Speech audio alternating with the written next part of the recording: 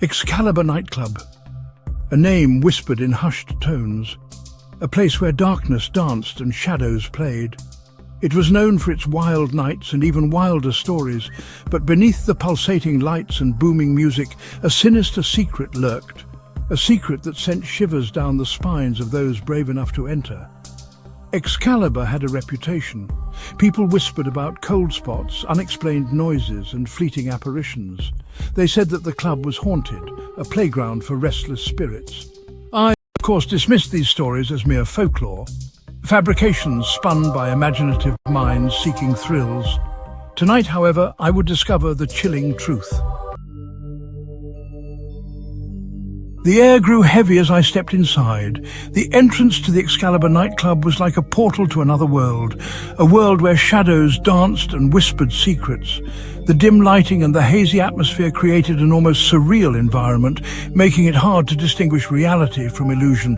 The music seemed to vibrate through my bones, a pulsating rhythm that resonated deep within my soul. Each beat felt like a heartbeat, syncing with my own and drawing me further into the depths of the club. The dance floor was a sea of bodies moving in unison to the relentless beat, their faces obscured by the flashing lights. The air was thick with the scent of sweat, perfume, and a faint metallic tang that I couldn't quite place. It was an intoxicating mix, both alluring and repulsive. I found myself breathing it in deeply, trying to decipher the source of that strange metallic note. It was as if the very essence of the club was seeping into my pores. It sent a shiver down my spine.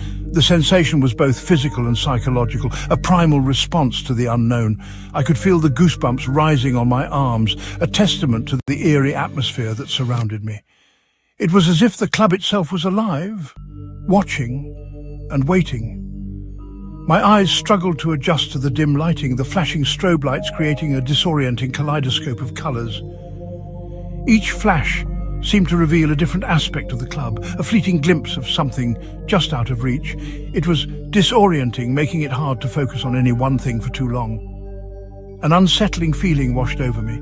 It was a sense of being watched, of unseen eyes following my every move. I couldn't shake the feeling that I was not alone, that something or someone was lurking in the shadows, waiting for the right moment to reveal itself. A sense of dread that I couldn't shake off. It clung to me like a second skin, a constant reminder that I was in a place where the normal rules didn't apply. The club was a labyrinth of dark corners and hidden alcoves, each one a potential hiding place for whatever was causing this feeling of unease. The hair on the back of my neck stood on end. It was a physical manifestation of the fear that was slowly creeping over me.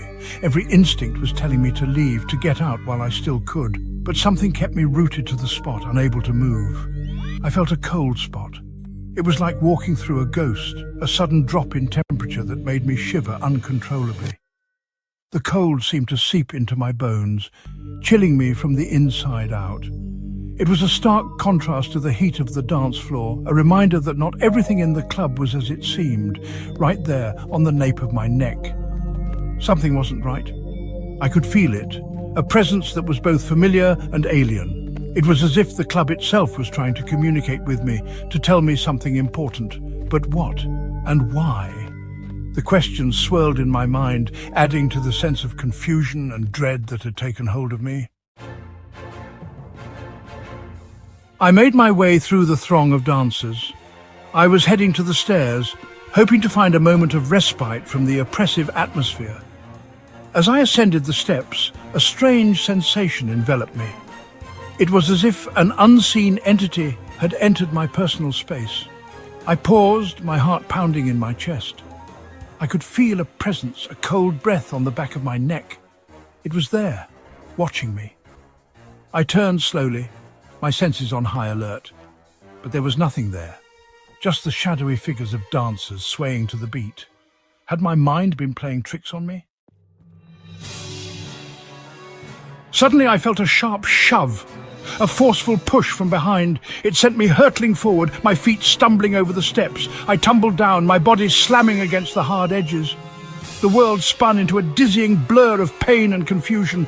My ears rang and a sharp gasp escaped my lips. I landed at the bottom of the staircase, my body contorted in an unnatural position. The music seemed to fade into the background, replaced by a deafening silence. I lay there for a moment, stunned and disoriented, trying to make sense of what had just happened. Who had pushed me? As the shock began to wear off, I became aware of the searing pain shooting through my ankle. It was a pain so intense that it felt like my entire leg was on fire. I could feel the throbbing pulse with every heartbeat, each one sending a fresh wave of agony through my body. The dim lights of the nightclub seemed to mock my suffering, casting eerie shadows that danced around me. I tried to get up, but a sharp intake of breath forced me back down. The pain was too much to bear. I could feel the cold, sticky floor beneath me, a stark contrast to the heat radiating from my injured ankle. My mind raced, trying to make sense of what had just happened. How had I ended up in this situation? The memories were hazy, blurred by the adrenaline and fear. It was sprained, maybe even broken. The thought sent a shiver down my spine. I had never felt so vulnerable, so helpless. The realization that I might not be able to walk out of here on my own was terrifying. I needed help, but the club was deserted, the once lively atmosphere now replaced by an eerie silence. Panic welled up inside me. My heart pounded in my chest, each beat echoing in my ears like a drum. I could feel the sweat trickling down my face, my hands trembling as I tried to steady myself. The fear was overwhelming, a suffocating presence that threatened to consume me. I had to stay calm, had to find a way out of this nightmare. I was alone, injured, trapped in this nightmare. The music resumed. It started softly, a haunting melody that seemed to seep into my very soul. Then, slowly at first, it began to build, the volume increasing with each passing second. The once comforting beats now felt like a cruel reminder of my predicament. Slowly at first, then building back to its former intensity. The lights began to flicker, casting long, ominous shadows that seemed to stretch out towards me. The once familiar surroundings now felt alien, each corner hiding potential threats. The music's crescendo matched the rising tide of my fear, each beat a hammering reminder of my isolation. The crowd seemed oblivious to my plight. They danced and laughed, their faces masks of joy and abandon. It was as if I was invisible, a ghost trapped in a world that had moved on without me.